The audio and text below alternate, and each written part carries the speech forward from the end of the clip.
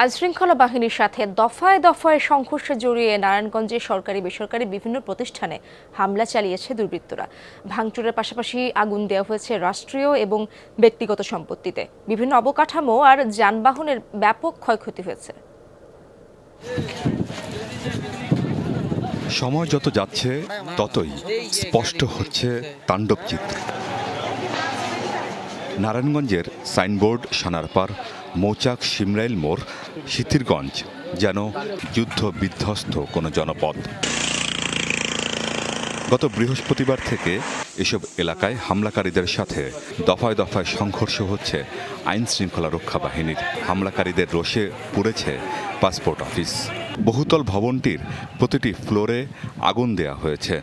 বিধ্বস্ত ভবনে এখনও পোড়া গন্ধ। ভাঙচুর চালানোর পাশাপাশি লুট করা হয়েছে মূল্যবান সরঞ্জাম।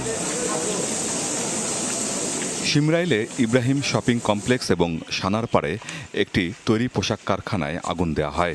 আগুনে ব্যাপক ক্ষয়ক্ষতি হয়েছে প্রতিষ্ঠানগুলোর। এছাড়া লেলিহান শিখায় পুড়েছে জালকুড়ি এলাকার এসপি গার্মেন্টস।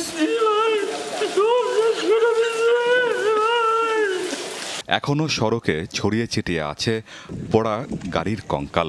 শীতল বাস ডিপোতে রাখা 24টি বাসও জ্বলেছে দুর্বৃত্তদের দেয়া আগুনে। আমিন বাবু, যমুনা নিউজ।